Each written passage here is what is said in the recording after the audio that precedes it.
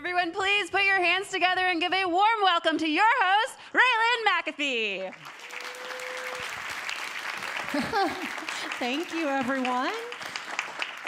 Thank you to all that have joined us here in the EB Auditorium, as well as to all of you that are joining us live streaming. So I am RaeLynn McAfee. I'm the program director for the Sports Marketing and Media degree here at Full Sail, as well as a new degree that we are excited to announce officially soon, but it's official. I can announce it to you guys here. Sneak Peek Hall of Fame is the Game Business and Esports degree. Yeah, I know. I like that. Yeah.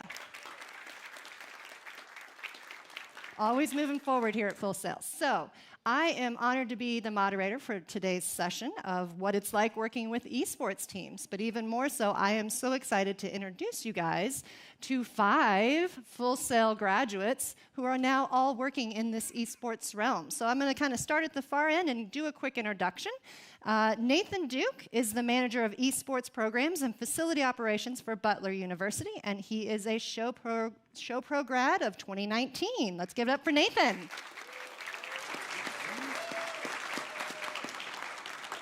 Next, we've got Matt Pothoff. He is the GM and VP of esports for eUnited. He is an entertainment business bachelor's graduate of 2013. Let's give it up for Matt.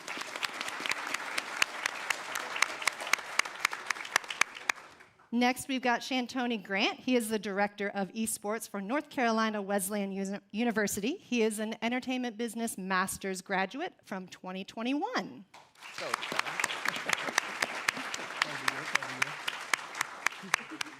Next, we've got Ethan Hayes. He's the head coach of esports at West Virginia Wesleyan. He is a game design bachelor's graduate of 2019.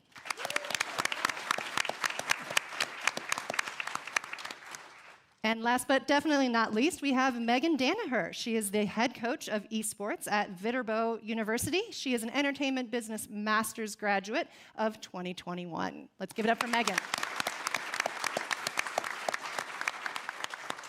Awesome. Welcome, guys, and welcome back to campus. Thank you for joining us. And so all of you guys come from different varying backgrounds, different degrees. We've got the range here. And you now all hold titles in the esports world. So what I would love for you guys to do is give us a quick little breakdown of what it is that you do and you manage. What does your title mean for your different organizations? And Nathan, I'm going to start with you, and we'll work down the line. Awesome. Yeah, so manager of esports programs and facility operations at Butler. So I oversee all of our competitive teams, both varsity and club level, and I oversee our new facility that we're in the middle of construction on from a production standpoint and an event standpoint. So making sure that all the teams continue to be the best that they can be, and to make sure that we can start putting on fantastic events like they do here at Full Sail. Awesome, great. Cool. My name's Matthew Pottoff, GM and VP of esports at eUnited. As a former professional Call of Duty player, and right now I handle our day-to-day operations at eUnited, handle partnership calls, recruiting talent, managing contracts, traveling with all of our players, and really just trying to create a healthy environment for everyone that works at eUnited. It's a fun time. Great. Chantoni Grant, Director of Esports at North Carolina Wesleyan College. I oversee the day-to-day operation, as well as we have a production side as well, and the club side. And recruiting and partnership basis. Great. At Wesleyan, I am in charge of overseeing all of our recruitment, day-to-day lives of students, whether that's their grades, personal quality, life. I manage practices. I do the research into what games we're going to play, and I'm also currently working to help establish high school esports in the state of West Virginia. Awesome. From the ground up. Very cool. Hi, so I'm the head esports coach at Viterbo University. I'm basically overseeing all of the setup of the entire esports program from the ground up. So I'm creating the club on campus, as well as creating the actual varsity program, which will be doing scholarships, and I have to do recruiting for that as well. That also then means I'm also helping build the facility from down to the paint color of the walls. And I'm also going to be working to set up high school esports in the Cooley region of Wisconsin. Awesome. Well, they're all varying ranges and different types of responsibilities. And Megan, you actually just touched on kind of the next area I want to go is building the organizations and your teams from the ground up. It sounds like some of you guys have done that, some of you jumped in. So Megan, why don't you talk to us a little bit about building this organization? When you were hired in, what was it like, and what have you had to do since then? So my university actually had kind of done some preliminary legwork. They've been looking at this for 3 years. So they were basically like, now is the time. If we don't hire someone now, it's never going to happen. So I was kind of fresh out of college. I did the interview process. I went through a series of questions, and they were like, okay, you're the best fit for us. That's basically building a program from the ground up. I've heard from some universities where the university has done no legwork, and that's scary. But luckily, my university did do some legwork for me. So they had already been in contact with the desk providers, the chair providers. They had kind of already met some students on campus that were already interested in this. So it's really hard. I'm not gonna lie and say that it's really easy, but it's really hard. But it's definitely gonna be a rewarding job. Like whenever you finally get to see it done. So when will your students start playing?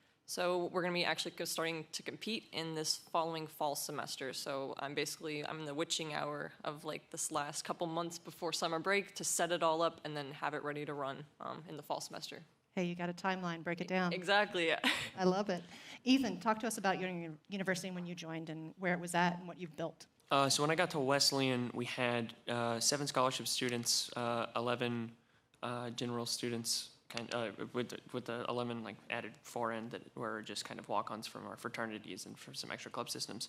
And in that, we'd kind of slowed our recruitment, and so I came in to pick it up. We tripled the number of athletic scholarships from 7 to 21, and then rotated in like a fluctuating 25, like 23 to 25. And then after that, we had a large number of walk-on foreign exchange students from Japan that were super interested in participating, and so we currently have 9 Japanese Apex players that we've rotated in. They're absolutely fantastic. But one of the things that is in West Virginia, this state is about 15 years behind technologically all the time. And so when I said, hey, we're doing esports scholarships, there were a bunch of kids that's like, really, that's really cool. I'd like to play video games. I don't have a computer at home. And so now we're getting in the ground. So when we, because of the dynamic of our university, we recruit about 99% from in-state for our program.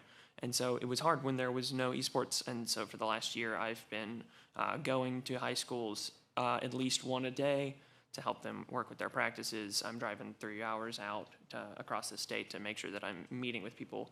We're forming a club for those students that they can participate in and have like inter-school competitions. And that's going to feed, hopefully, into recruitment for us, that we're bringing these students that we've given these opportunities to earn scholarships that I so desperately want to give them so that they can expand their horizons. So Ethan, you said scholarships. Are they through the intercollegiate athletic department, or are they through the university? Can you talk to us a little bit about that? I actually run through our admissions program, which is an absolute blessing because I get to work with some really talented people through that. And so we have our normal academic scholarships, and then I can offer an average range of $1,000 to $6,000 on top of, they're considered athletic scholarships, even though I'm not in athletics, and it's the same way you would ask a football player if they wanted to come and play football for you. I love it. That's a great distinction. And I think it's done differently at different universities. So yes. Maybe some of you guys, we can get into that in a minute as well. Chantoni, talk to us a little bit about North Carolina Wesleyan. Where was the program and what have you done? So my program came when I was a student my senior year. I noticed me and a couple of friends, we used to all play video games in each other's dorm, whatever the case may be. And towards starting my senior year, my mentor asked me, what do you want to do? So I wanted to be an athletic director, right? But the way my resume was set up, was like, nah, this ain't it, G. You need to create something that you love to do. And I was like, well, I like playing video games. So they was like, why don't you start a gaming club? I was like, no, but I obviously ended up doing it. So when I did it, the hard part was building awareness for it because it was so new. So, we went out, we had gaming events, and we got a lot of traction. And then once the administrative staff saw that, hey, kids really like these things, they jumped on board. They definitely supported us. So we started off as a club, then we grew into like a production, and then we grew into the varsity esports aspects to be actually legit. So, yeah, it's a 3 separate entity, but the students love it, and I'm here for it. So we are also working. We offer academic scholarships, but I'm working towards having an esports scholarship for the students as well. So Very cool. Awesome. So Nathan, I'm going to jump to you, and you talked about the building a new venue. So talk to us a little bit about that process, and where did you come in on that process at Butler? Yeah, so that's actually been a bit of a whirlwind experience for me because I came into the university and they'd already been into the project some, going over plans and what they wanted to do with the facility. And I came in the middle of it. My first day, I was given a big old stack of blueprints and proposals and was told that we were reviewing it the next day. And so I came in, helped them play a major role in kind of redesigning their initial approach to their production structure, figuring out the way that we're going to actually lay out the machines in the space to be able to provide some modularity within the arena.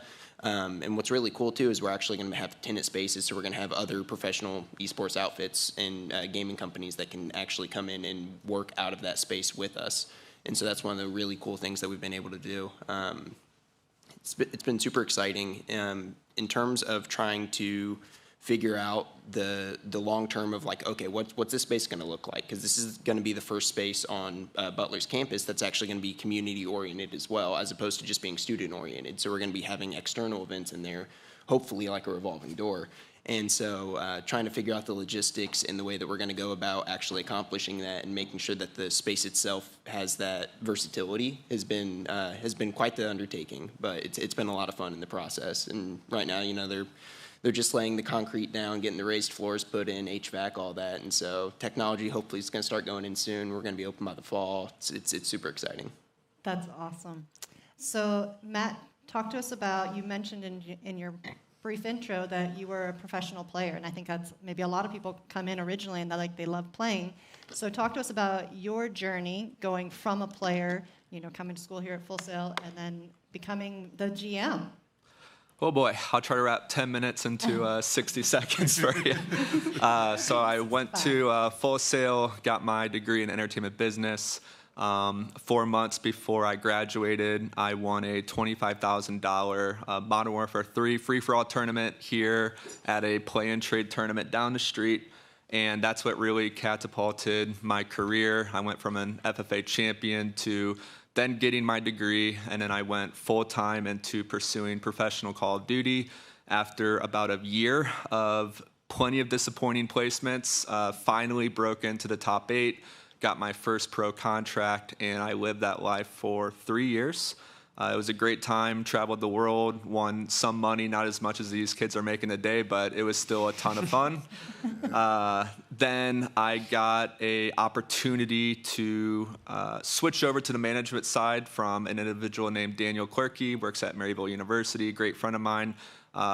We started E United together, and I've been working with E United since 2016. I've managed over 200 professional players, ranging from League of Legends, Overwatch, most notably Call of Duty. We won the 2019 World Championship and the finals before that, which was such a pinnacle moment of my career, and still think of it, you know, daily.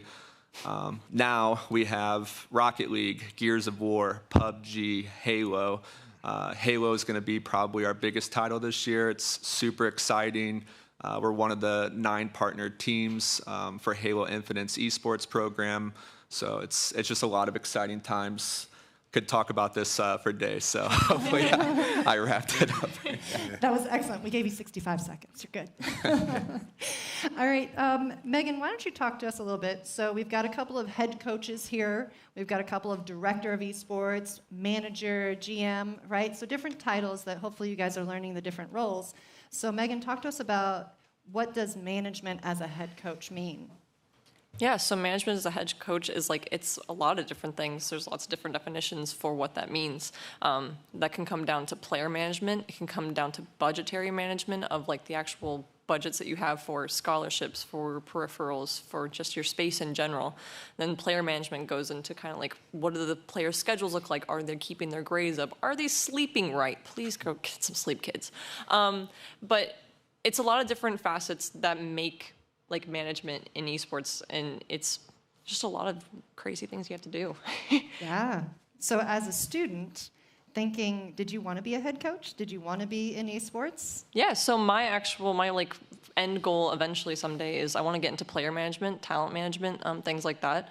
Just because I love like cultivating students from like small seeds to beautiful flowers, like seeing them like progress in their professional careers and like their professional development, seeing them actually start to time manage themselves better. Like, I can watch them go from not eating and not sleeping right to like having an actual dedicated schedule, and that's something that's really important to me because I want to see them have growth within the game, but also in life. Perfect. So Ethan, you also have the head coach title. Is there anything differing? Anything you want to add to that?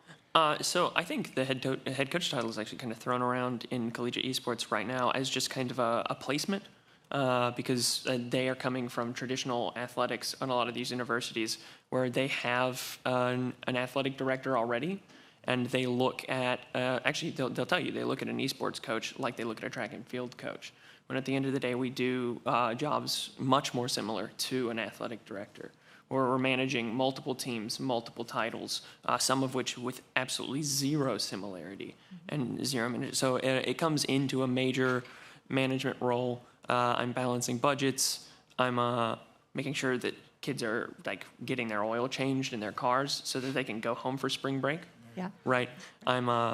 I'm keeping on top of just everything I have to. And one of the things that I learned at Full Sail was Full Sail originally with Armada had an excellent idea of delegating and inspiring leadership within students. And so you would have the people that were running Armada and they'd look at you and be like, hey, you are already our captain.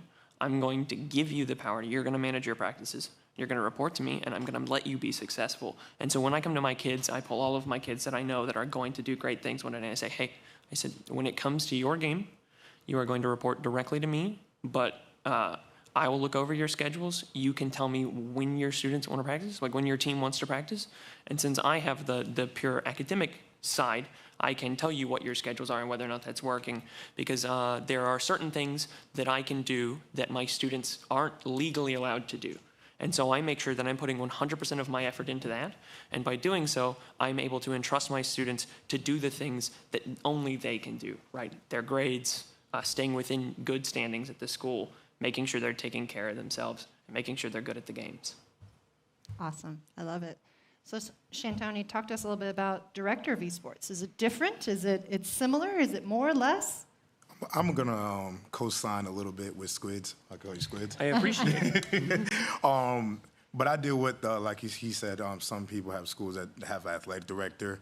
In case you're here at Full Sail, there's an esports director, and they handle the budgets, whatever the case may be. But it is kind of different because I do have to answer, to the president or whatever, to justify my budget and, whatever I need, what supplies I need, how can I help the program grow. And, there's a lot of, justification talking like, hey, what do you need, what type deal. And there's a lot of paperwork on that side, but I also have to separate being a director and being a coach. And I think that's at first kind of a hard thing to do because I was a player as well. So it was kind of like a little, I got to learn the paperwork side of things. But once I did, it was good. And that was it for me. That's a big difference, man. For sure. So Matt, as a GM and vice president, I'm sure you take on some other roles. Do you have a head coach for particular teams within your organization, or talk to us a little bit about the setup? Yeah, head coaches are a major part of any esports organization. I'm a huge advocate of all of our teams having some type of support staff or coach. Preferably someone who has been in their shoes and does have that professional experience, but there are plenty of individuals who have proved me wrong and are constantly coming up with innovative ideas that haven't been a pro player. I just feel it's easier for pro players to resonate with a coach that's been in their shoes. And that was one of my first steps before becoming a GM. I coached our Call of Duty team, and though it's hard to get through to them sometimes, they do listen because I've been in their shoes. I have gone through the tactics. I've played, Search and Destroy or these other game types to a level where they feel comfortable talking about it. But yes, coaches are a massive part. It's near impossible to keep up with all of my teams on a daily basis. So I work with my coaches on an intimate level to make sure that they're feeding me all of the information as it relates to team drama, positive conversations, scrim map counts, signing up for tournaments, handling our schedule so my social media team knows when we're going to play. So they deserve a ton of credit, and I truly believe they can make or break a team. That's great. Awesome. So, Nathan, talk to us about your title as manager of esports. Obviously, you also have the facility operations side. So, talk to us about those two roles. Is it 2 into 1? How busy is it? It's very busy. But from the manager side, I oversee all of our rosters, both varsity and club level. We've got 14 teams composing about 100 student athletes. So it's a lot to try to keep track of. I lean a lot on my student leaders in the sense of our team managers, team captains, club officers. I have 2 undergraduate assistants that help me out a lot. And it's a lot of making sure that they've got what they need, organizing the times that they'll be in our current facility, because our current facility isn't big enough to house multiple titles at once. So it's a lot of scheduling conflicts and trying to figure out, okay, who needs the space when, how can we get them in here to work? And then on top of that, we also have a health and recreational center at Butler, and we're going to be partnering with them next year to be doing more like physical wellness things with our students, which is very important to us. Pepto talked on it some, get sleep, kids, eat right, take care of yourself. And then from the facility operations side, we're building a new arena it's going to be fantastic, has full production capability stage. It's going to be an operational LAN center too, so students and community members can come in, just sit down, play games on highly spec'd out machines. And so I'm overseeing all of the implementation of that, and I'm going to be running the day-to-day operations in there, so that's really exciting. And it's also going to give us the opportunity to tap into the community from more of a spectator side too, because we're going to be able to showcase our teams a little bit better. It's not just going to be on streams through our Big East Conference or EGF partners or NACE or whatever it may be. We're going to be able to do that in-house on our own platforms, and hopefully it's going to be one of those things that really elevates the program and gives those guys more opportunities. That's great. You guys have all kind of touched on it. Real quickly, I want you guys to go down the line. How many employees do you work with just in kind of the esports world? Obviously, you've talked about other administration, but how many people are kind of on staff with esports for you? It's just me. Yeah, Megan. But I will say, and Pride touched on it before Nathan did. Your students come through for you, because they're, like I said, I've had some students that they came to me, they found me on campus, and they're like, "Oh, you're the new esports person? I actually made a Call of Duty team on my own, and we competed in tournaments, and I paid for our logos and things." And I'm like, "Oh, so you really want to do this?" And so my students are what I lean on as my support system, since I don't have staff. But it's giving them lots of really good, valuable resume experience, and I try to give them as many opportunities as I possibly can. Just because unfortunately they are walk-ons, they can't get scholarships. I do try and find opportunities for them. There's an event actually happening this coming week that I coordinate with my students to get them at, even though my school was like, "We don't really have the budget for that." I'm like, "I will make it happen. You're gonna be there because you want to get into esports." So solid answer, just me, but students are awesome. Yes, they are. Nathan. I'm also currently the only staffed esports person on our campus. At the same time, once you're at a college, I'm at a very small university. We're very close-knit, and so everybody kind of has their finger in the pot. And so there's a lot of people going out of their way, whether it's our physical plant doing our maintenance, our budget people, the admissions counselors that I work with who are absolutely talented, even down to the janitor. They're all completely involved in the success of my program, and I couldn't do any of it by myself. That's great. Chantoni. I'm also the only one that's staffed. I see it, guys. But I'm gonna tell you something, man. The students I work with, man, I'm about to graduate. I'm about to cry because they go all out, man. And I definitely appreciate them. Shout out to them. I told them I was gonna give a little shout out, but definitely shout out to them, man. I'm gonna cry. But yeah, it's only me. It's only me. Matt, what about you? All right, I'm going to change the number. I have 4 others working at me. I'll shout them out quickly because I know they're watching. Will, Isaac, Ryan, and Lewis. Hey. We have 2 graphic designers, a head of social media, and a videographer and editor.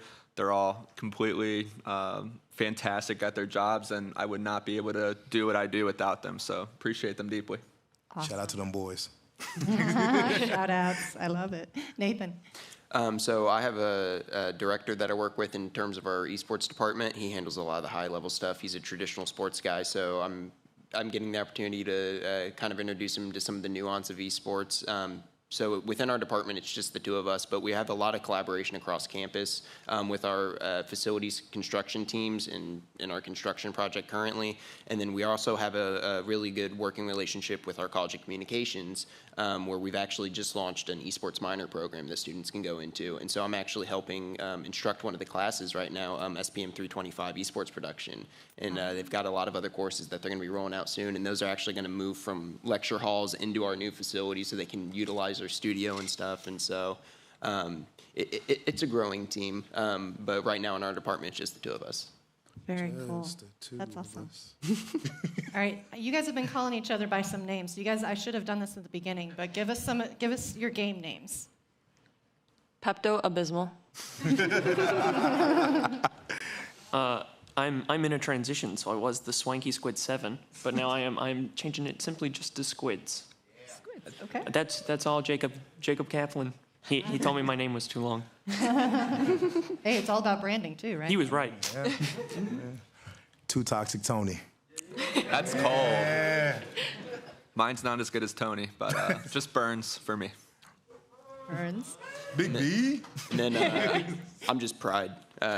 Some people knew me around here as your boy Pride, but that was honestly just my Twitter handle, but just Pride. Okay, so now when you guys refer to each other, now we know their names. Okay.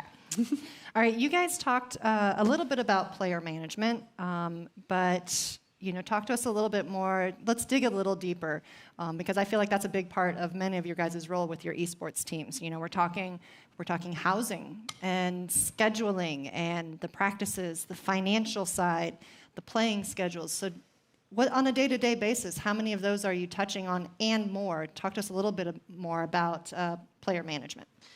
Yeah, so when a new student is going to be coming to campus, I'm going to be working really closely with admissions. Like that's where they're going to find like the bulk of like their big support at the very beginning. And we're basically kind of the safety net. Like the team is the safety net for them, and like the person to person. But admissions comes through really strong for getting them their scholarships, coordinating with them on the housing on campus. But then once they've kind of gotten settled, they're on campus, they've kind of transitioned more just into just the athletic department, because that's where my university has our esports is within athletics.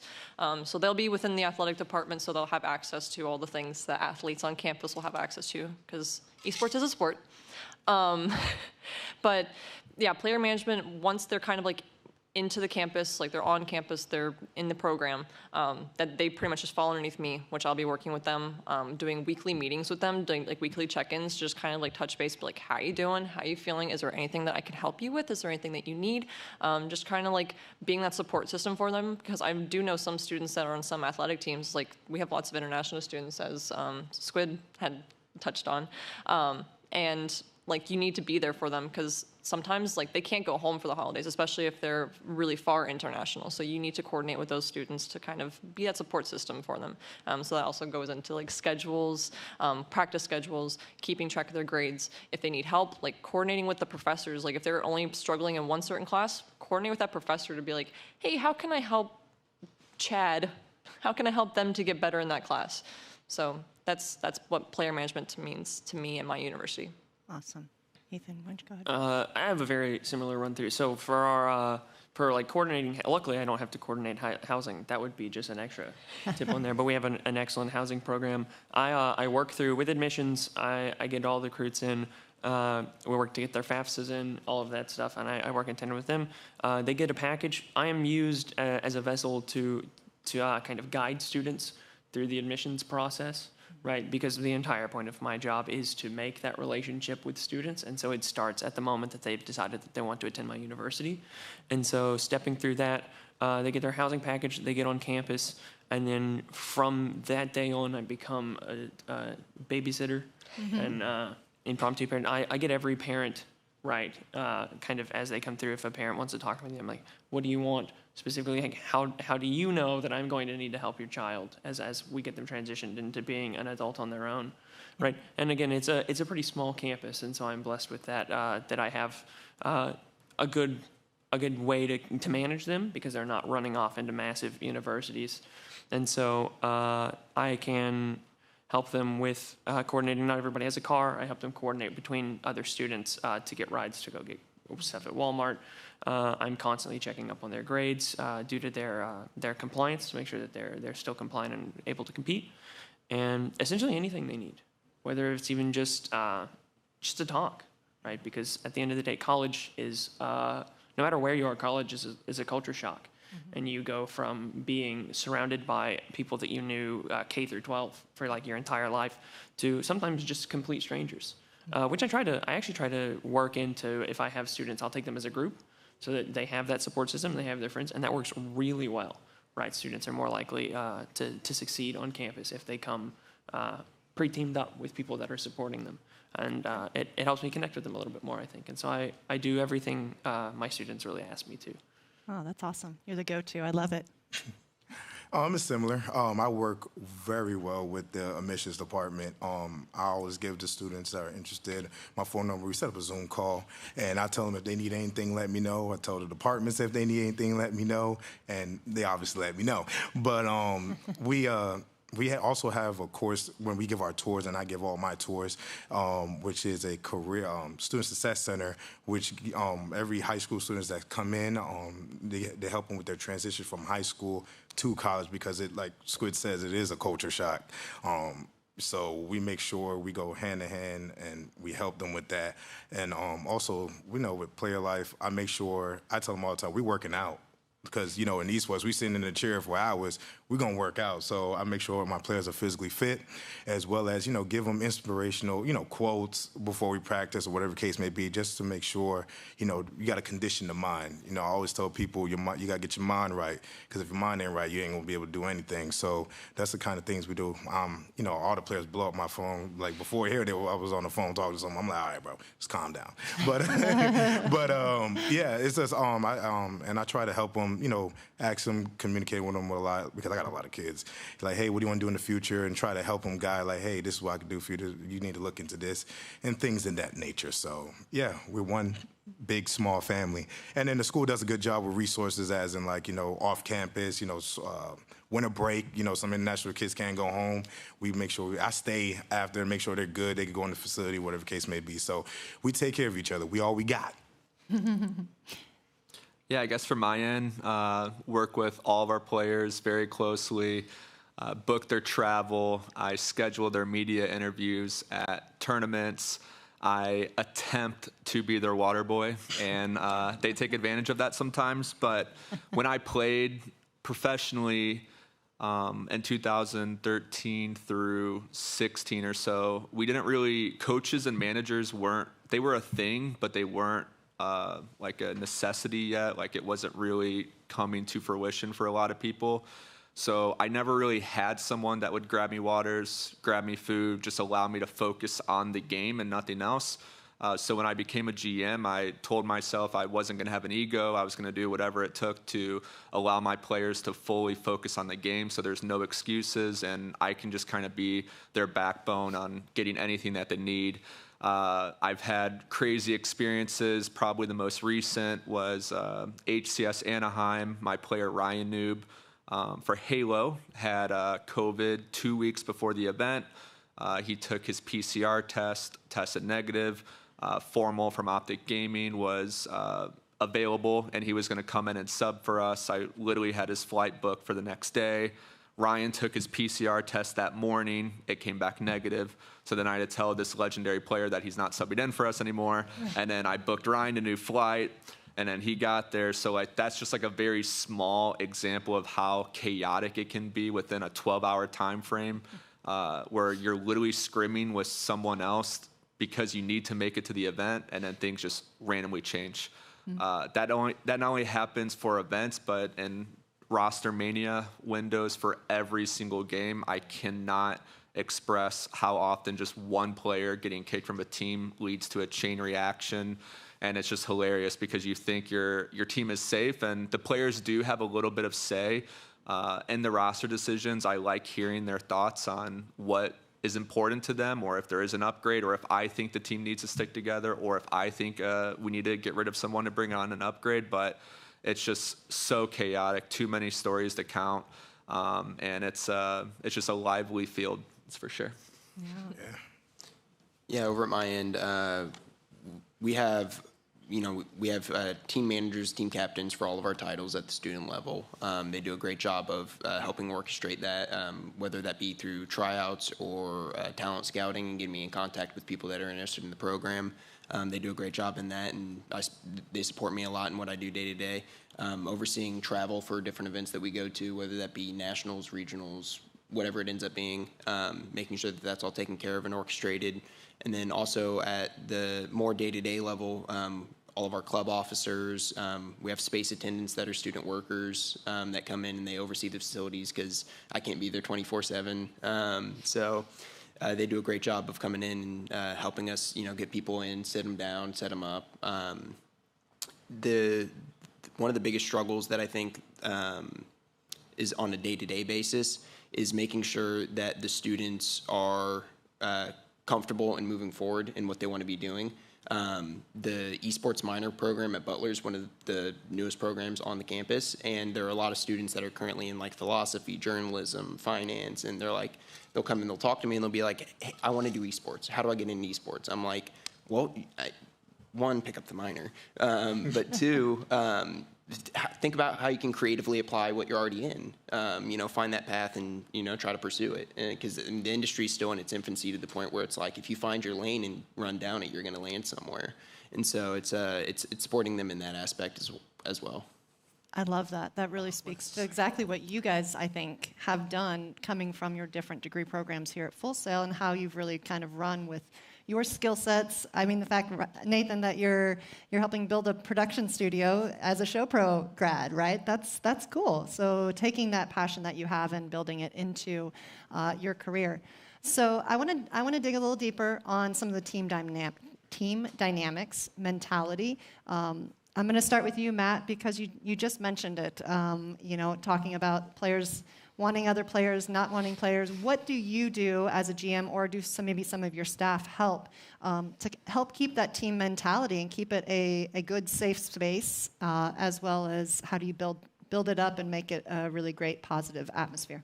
I think creating a positive atmosphere in a team environment is really about the scrim structure and how players can talk with one another. Being able to efficiently relay criticism and openly accept that criticism is super key. It's more than half the reasons why players get dropped is because they're either egotistical, they can't grow from their players' feedback, or they're just kind of toxic in a way. And unfortunately, that has stalled plenty of careers, especially in the FPS scene, where they can't break from that stereotype and they can't land on another team because they would rather give another 18-year-old that's fresh an opportunity to see what he can do out there in the pro field. From my end, I really am a huge advocate of taking breaks. My guys love to play their specific games. They'll play it 8 hours a day. Sometimes going into that third scrim where we're playing from 4 till 9, they'll maybe want to play one more. But at that point, they could be grumpy. We could be, losing, and it's not even necessary to get that third scrim in just to have them take a break from their mental per se. So we might watch film instead and find different ways to get value out of our time to make sure everyone is on the same page. But yeah, it's chaotic. It's a lot of fun, but definitely taking criticism and giving it, I think, is just a massive part of esports in particular because it is so young and you need to be extremely mature to play at a professional level. Yeah. So Chantoni, talk to us a little bit. How's it different at the collegiate level? Can you still ask players to leave? given scholarships. Talk to us a little bit about the team dynamic from that atmosphere. So the first thing I always tell my students is look to your left, look to your right. We all we got. All right, and I really mean that because, they're usually playing with their friends or some good other player, whatever the case may be. And I'm like, well, no, this is college. This is all we got. So I don't want to hear oh, he's trash or this, that. No, let's, like, Burns was saying, take criticism. Let's watch over film and let's get better, because at the end of the day, yes, it's just a game when it's really not just a game. We all know it's not just a game, but it's just a game. But it's about your walk with life, So I'm trying to help develop their life after, I guess not video games because you can play till you're like 80, but your life after college. And if you don't make it pro, I need to help you develop that. So that's how it is with our squad. Put them in the coffin. I love it. Ethan, talk to us a little bit maybe about, the stress of a college student and how does that affect your team? So these kids are still looking to get careers. I have most of my students are in computer science. I've got some kids in cybersecurity, and I've got a kid that's pre-med with biology. And so all of my kids are really pushing themselves. And with that comes a lot. I also have kids we're heavily entrenched in fraternity life. With some of our boys, which is a large time commitment. I have some kids in marching band, and because of that, we do our practices when we can practice, and they get stressed. And it comes down to the first year I was there, with the kids that we had, we were able to put together a Valorant team comprised of 2 League of Legends players, a Rainbow Six Siege player, 1 kid that wanted to play Valorant, and a professional Team Fortress 2 player, and that was our roster, and. As they were learning to work and play a game that Valorant is drastically different from League of Legends, even though they're made by the same company. There were times where they'd said, "We're going to play three matches in our scrims," and I cut their practices in half in the last end of our first semester because you lose every third game because you're just too tired of playing because you're frustrated and the growing pains suck. And you've got class to do. I said, so we're just going to play 2 and go. And they're like, but that's not a series. And I said, it doesn't need to be a series. It's practice, right? I am a firm believer of it's just a game. I understand that games are changing our lives, and we are blessed to live in an industry where we can pay our rent on games, but it's games. I had a professor here. His name is Kayvon Acosta, smartest man I've ever met. He looked at me once and he told me I was never going to cure cancer, and I was like. Oh, okay. And he was like, what you need to understand is you chose games for the rest of your life. He said, you're not about solving all the world's problems. He said, you're just here to make people's life a little bit better, right? And so when I look at my kids, of course, they're going pre-med biology and computer coding, so they may actually be the ones to cure cancer. But I still like to instill in them that, we are here so that more people enjoy esports, so they come hang out with us and do esports. And so even if I never win a single title, as long as people keep asking us to come and get invited to tournaments to go and play, we are successful. Because if people want to be around us and they want us to be ingrained in esports, that's literally all I want to do. I love it. And so I try to stress that with my kids so that they can focus on what I think is really important, and that's living a life that you're proud of and that you enjoy. That's great. So Megan, talk to us a little bit about motivation, whether it's motivation for the classroom success, motivation for the games. How do you motivate your team? So I usually ask my players at the start of the season, what's your goal? What do you want out of this? I remember I was a team captain of an Overwatch team, and they're like, we want to win. We want to win TESPA. We didn't win TESPA, but we got pretty close. But I asked my students, what is your goal? What do you want to do? I've asked my new students at my new university, I've pulled them aside and been like, what do you guys want to do? I'm not going to sit here and try and lecture you and tell you to do this, this, this, and this. I'm going to ask you, what do you want to do? And then I'm going to give you the tools to get there, because sometimes you just don't understand. You can say oh, I really want to be a really good Twitch streamer, but if you've never Twitch streamed, you're kind of SOL. You're you need to figure out okay, we got to get a webcam. We got to choose the games we're going to play. We got to set up all the things, get your OBS set up. So it's knowing what they want to do and then working with your students to get to where they want to be. you have to believe in them, because like they're all we have. Like that's what collegiate esports is built on. It's built on our students, and if we don't cultivate them, then what's the point of even doing it? Because like Ethan said, it's like video games is just a game, but you need to also realize that like yes, there's the stress of like being like they want to get their scholarships, they want to do well in school, but you also need to realize that you're trying to get them to the point where they're happy in life. So again, I like to reach out to them and find out what their goal is, and I usually like to touch base. It's like, is that still what you want to do? Is that what you want to do still? And if not, let's adjust that trajectory, because like, people change degree paths all the time. Like some people start college as undecided, and then they decide what they want to do like in their third year. So I like to keep that door open, keep an open dialogue with my students and my athletes, and be like, hey, what is your goal? Like, what do you want to do? And I'm going to work with you to get there. And if we need to change course, if that's something you realize, actually, I don't really want to do that, then we're going to change. Like, I was a creative writing bachelor student here. Then I went into esports. It happens. People change. It does, for sure. Nathan, why don't you talk to us a little bit about the physical and mental health of your athletes? I know Chantoni talked a little bit about we're going to work out. Talk to us about what your athletes do. Yeah, so one of the programs that we're going to be trying to implement come next season is going to be, actually building in like keeping up with their diet, keeping up with the exercise program, even if it's just like going out and doing yoga. It's like we just don't want you sitting in a chair all day, because you want in order for your mind to be sharp, you need your body to be sharp. Like it's all the same system, and so you just want to make sure that they can stay on top of that stuff. And so from the approach that we're trying to do is we're trying to tap into like what they're already doing. Like what are your interests in terms of outside of gaming? Like how can we incorporate that into, cultivating the best lifestyle for you that's going to help you succeed in all other areas.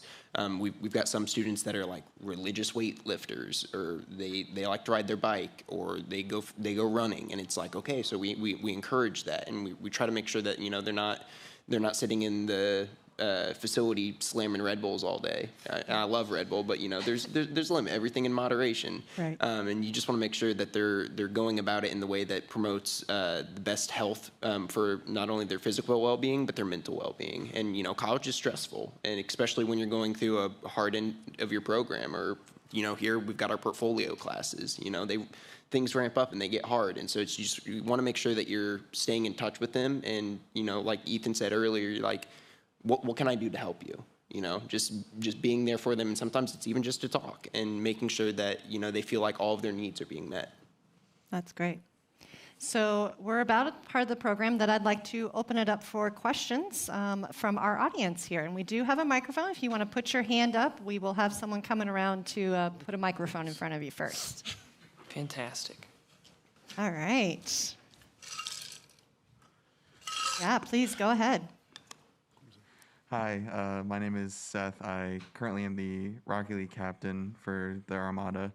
And I guess my question right now is, since this is a recent adjustment that I'm trying to make, do you guys have any tips or recommendations on like how a guidance standpoint could work for the team? Okay, so he's overseeing a team looking for guidance. Whoever wants to take it. I can hop in. I was team captain of several teams here in Armada before I got here, of course. But my first month at school, I actually tried out for the Overwatch team, and then they put me as team captain, and I was like, oh boy, this is a lot of responsibility, but let's get it. But basically, it's just trying to work with your athletes that you are the team captain of to like collect their schedules, find out like, put it in an Excel spreadsheet. You can literally just do like time blocks and cross out when they have class or when they have other things, and then highlight the areas where they have openings and see where they all align, where the stars align, and then you designate those as scrim days. If you're not already, get into Rocket League scrim servers if those are a thing. I don't play Rocket League, but just get into Rocket League scrim servers if they're there, and then kind of find out what the rank average of your team is. Like, are you guys higher rank, lower rank, and then find scrims that are of that same tier. And then as you start to improve, push it forward a little bit. Maybe even do some ranked nights where you guys literally just gel together and you guys are building team synergy, because that is incredibly important. If you guys are just hitting your head against the wall and just playing Rocket League, it can be super draining. So maybe one night you play Jackbox games just to build some team synergy, like, because you're stuck with these people for as long as you guys are on the team together. You need to like each other. So that's my advice. I love it. Yeah. Got another microphone? Where are we at here? Over here? Yeah, go ahead. Hi, I'm Sean. I'm a sportscasting student. My question is, I know that esports is still kind of in infancy as far as a big market. What are you gonna do? Well, not you personally, but like, how is the sport gonna grow in college to like bring it to a bigger market other than just Twitch? I can take this one because before I was with the University of Butler, I was actually with the University of Pittsburgh. I was doing broadcast engineering for the traditional sports programs, and so I like to draw as many parallels between that as I can. And because I mean, we look at the size of traditional sports across the board, whether that's in the NCAA or the professional leagues, MLB, NBA, NFL. Like these are massive programs and initiatives, and I see esports, eclipsing that eventually. And so it's just going about it in the way that's like, right now it's just we're trying to get it in front of as many people as possible. And so any event that you see that's local or nearby, like try to give that some support, because it's just going to keep growing and it's going to keep building momentum and speed. And I really think it's one of those things where it's like, to a lot of people that aren't necessarily in the industry yet, like it's still like this weird foreign idea of like competitive video games. Like some people just don't get it yet, but you also have to realize that the people growing up now love it, eat it up. Like they're obsessed with this culture. And so it's like, and then the people behind them and behind them and behind them. And so it's like what we're doing is we're trying to build something today that the people for tomorrow can continue to build off of. And so it's really just about building that supportive ecosystem so it all can continue to grow and thrive. Well, that's great. All right. Next question over here. My name is... Hello? There we go. Okay, I'm like, can I hear myself? My name is Hector. So I was the founder of the Oviedo High School esports team, and I wanted to know, I guess, from Ethan, how do you go about... Oh, yeah, sorry I picked on you. No, it's perfectly fine. I wanted to know, how do you go about like getting these high school districts to like really understand and approve of the programs at the high schools? Because I know like Lake Howell is trying to get one, Croom's Academy has CroomsCon. Yeah. And just getting that approval from them. I have, I think, the most subversive but effective way to do so. I call a person who told me they wanted to be a high school esports coach on their campus, and I say, hey, how many seniors can you give me?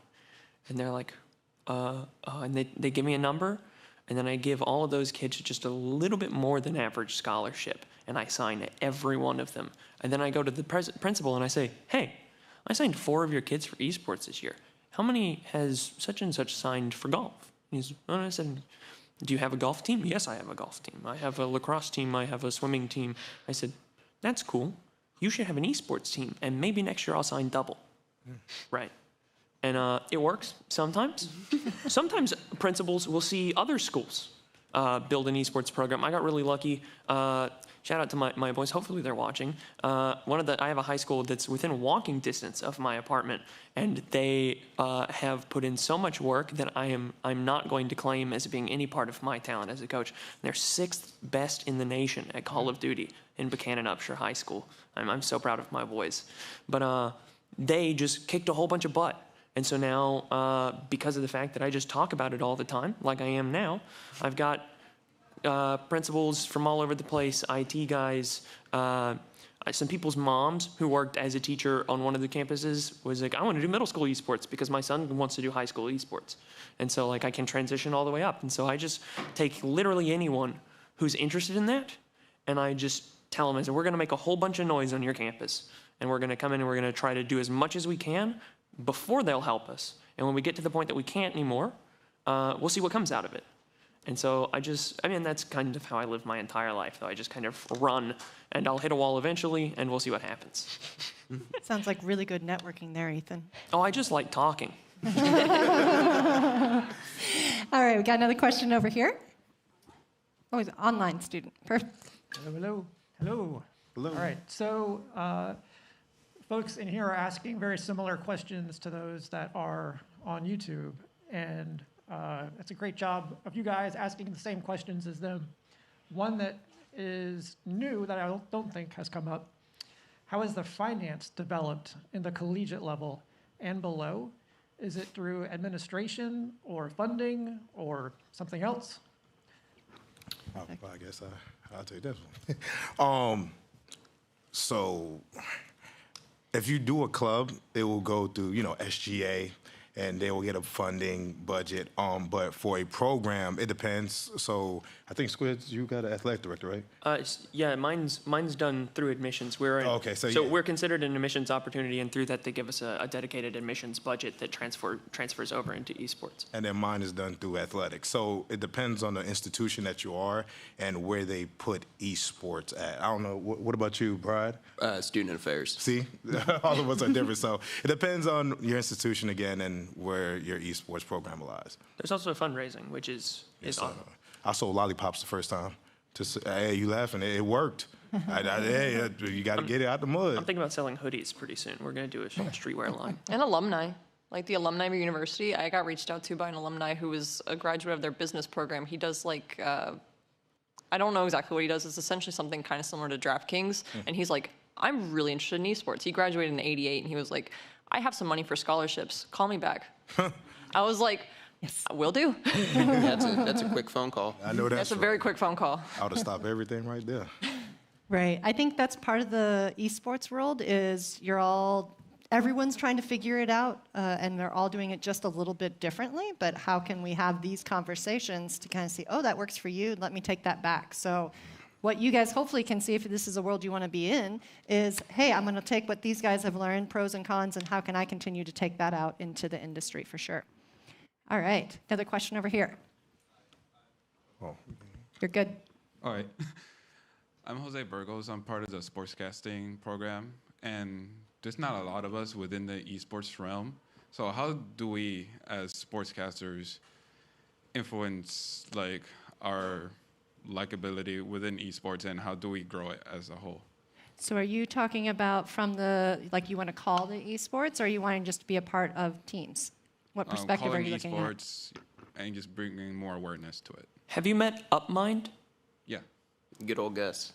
Gus.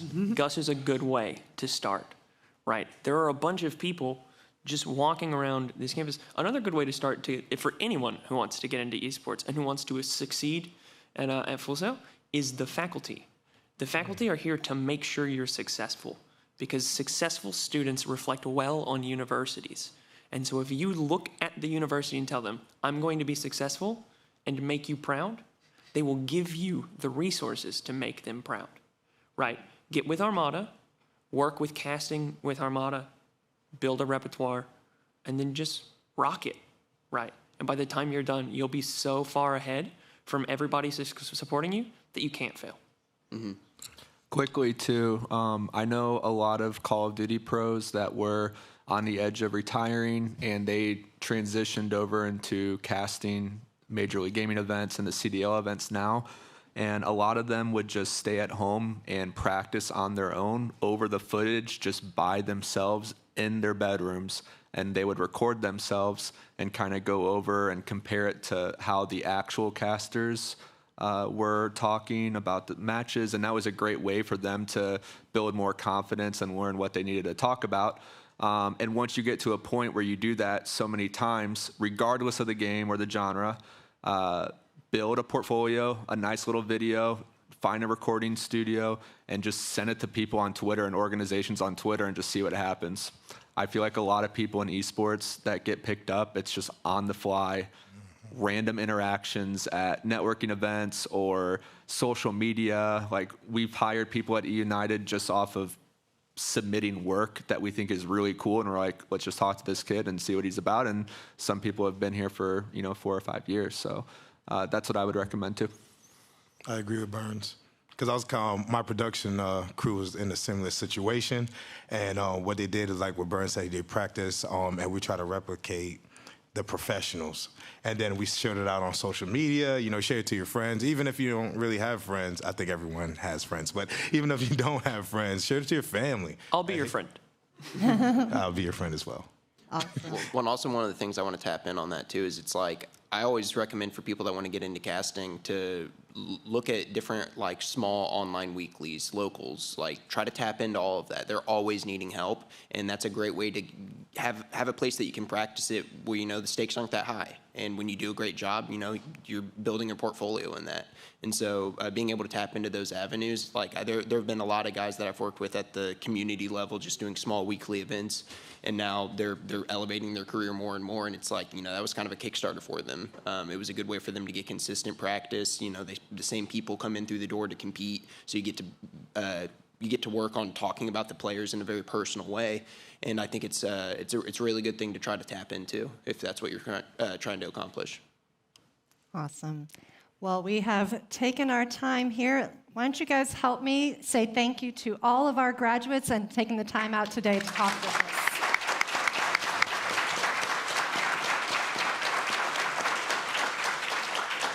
And thank you all for attending. Yeah. Thank you. So hopefully these guys can